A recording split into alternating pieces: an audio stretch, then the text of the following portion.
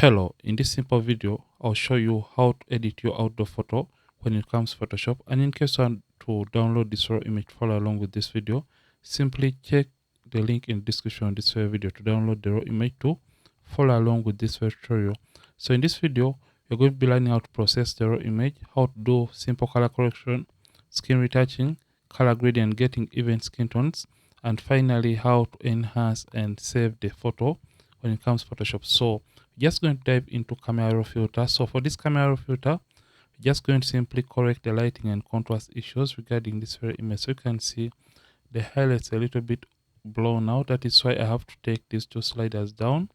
Then after this, I'll take the blacks down for this image, and I'll simply come and open up the shadows a little bit and add some contrast to this very image around. For this image, I'll go with around 18, and I'll slightly open up the exposure. So after doing these simple adjustments, I'll scroll down to our color mixer, and in color mixer, I'll play around with the hue, saturation, and luminance. Hue is changing a color, saturation is the intensity of a color, and luminance is the brightness of a given color. So I'm just going to come to the hues. So I just want to play around with the green color in the background. So I'll come and change the greens just like this by adjusting the hues, and I'll see how the yellows are going to be affected. So I feel like this looks better because the green in the background is complementing the green on the outfit. Then I'll come to the saturation and simply slightly reduce on the saturation of the greens, and I'll do the same for the yellows. Just like that, so that my model can stand out even a little bit more. So after I've done this, the next step is simply going to be, I'll come and open the photo in Photoshop. Just click on open in order to open this very image in Photoshop. So in Photoshop, we are simply going to be understanding and learning how to do skin retouching using frequency separation. So I'll come and I first of all crop the image in a ratio of 4:5. So get the crop tool and crop the image in a ratio of 4:5, or you can use 8:10. So I just crop this like this and drag this corner a little bit so that her eyes can be on this line. I'll hit enter or return in order to crop the image. And after cropping the image, I'll come to the background layer, duplicate it twice by pressing Command J twice. Then double click on this middle layer, name it to color, and double click on the name of the topmost layer, name that to texture. And after I have done this, I'll simply come to the color layer and turn off the texture layer. Simply come to filter. I'll come to blur and come to Gaussian blur. So when it comes to Gaussian blur, click on an area that you feel has more skin textures on the model skin and blur away those textures by moving the radius slider. So click and drag as you are releasing the click button. Click as you're releasing to see the effect in real time. So for this, I'll just take this higher to around, I feel like around 6. So stop at the point whereby the details are just starting to disappear from the model skin. I'll click OK. Then just come to the texture layer and select it, activate it once again. So after activating it, we're going to come to image and come to apply image. So when it comes to apply image, you can see the source is the name of the photo that we're trying to edit, as you can see above here. And layer, select color layer, channel is RGB. Under blending, make sure you select add. The scale is to offset 0, and make sure you turn on the invert option, and you'll see the textures on this square-like kind of layer. In case you're editing an 8-bit image, these are the settings that you have to use. Under blending, to subtract, the scale is to offset 128, and make sure invert is not turned on or is not checked, and you'll have the same result. So for our case, we are editing a 16-bit image. I'll click OK, change the blend mode from normal to linear light, and select both layers and press Ctrl G, or you can use Command G to group these layers. Open up the group, select the color layer and turn off the texture layer. Simply come to the brushes, right click and get the mixer brush tool, or you can click on the brushes and select the mixer brush tool. And for settings, the hardness set to 0, soft round brush is selected, clean brush is selected, and the second option that says clean brush after each stroke is selected. We are going to be using a weight of 9%, load 75, mix 90, flat 100%.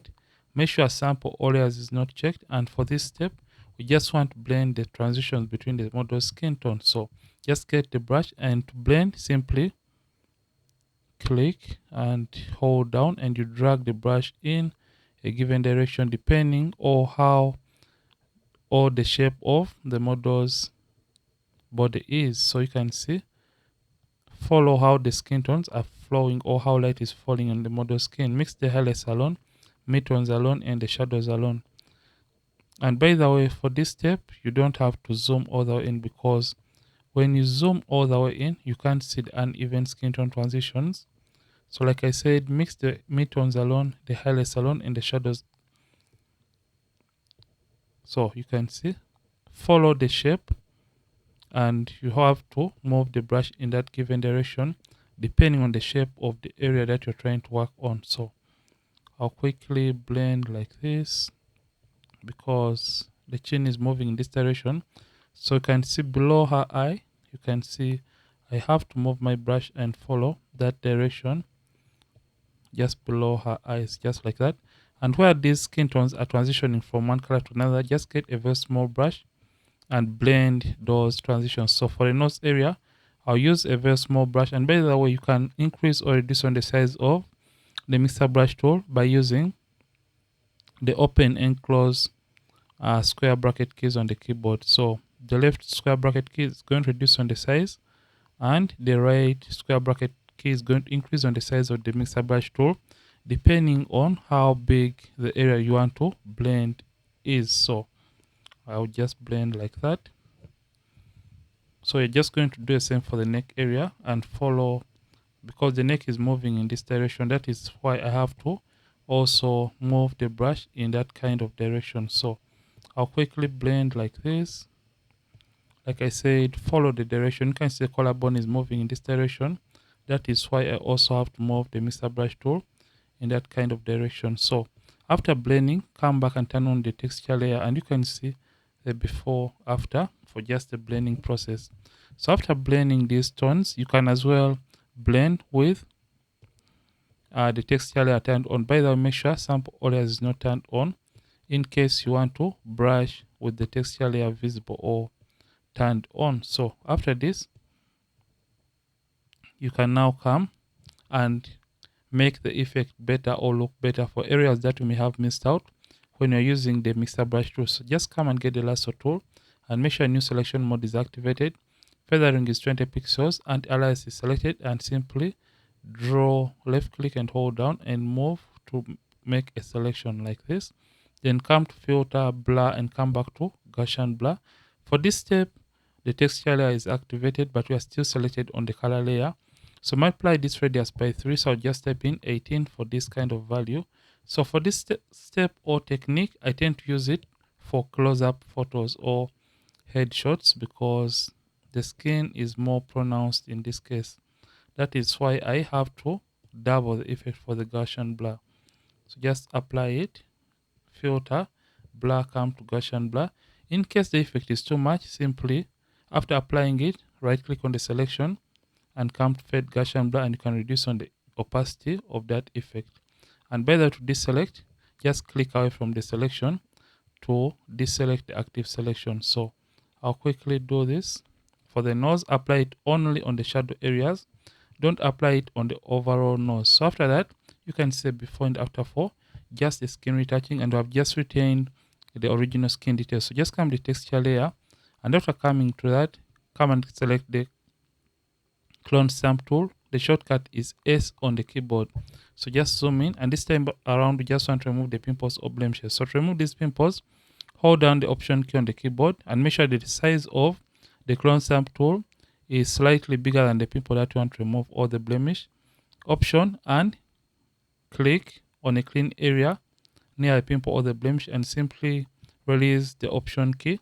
In case you're using Windows, it's the alternate key on keyboard, and simply click over the blemish to cover it with clean skin. So for whichever area that you're trying to remove the pimples, you have to sample.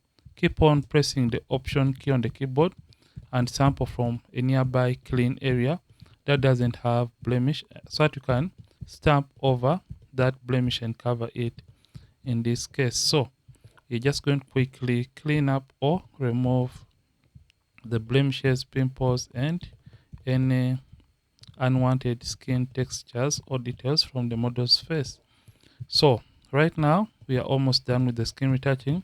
So for the next step, we just want to create even skin tones for our subject or for our model for this kind of very video. I'll use command minus to zoom out. So after this, you can see before, after.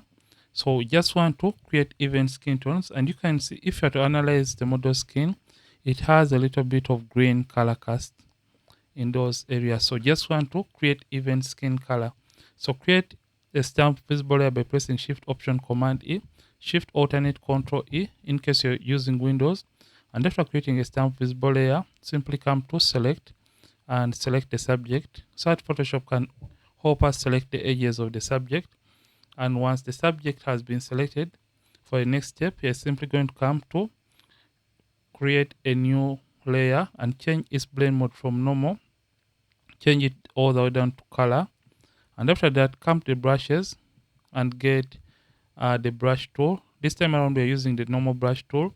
And for the settings, make sure soft round brush is selected, hardness set to 0, the mode is normal, opacity at 100%, flat 100%. And for this, we're just going to sample an area on the model skin that we would like the rest of the skin to look like. So hold down the Option key on the keyboard, alternate for Windows, Option, and click on an area you feel should represent the rest of her skin. And after Option and click, then start painting or brushing over the model skin. So don't mind if the skin is looking too orange for your liking, because later on we have to correct the skin so that it can look natural enough. Keep away from painting the eyebrows, the hair, and some areas that have makeup like the eyeshadows. So only paint on the skin of the subject. So you can see I've painted the earring intentionally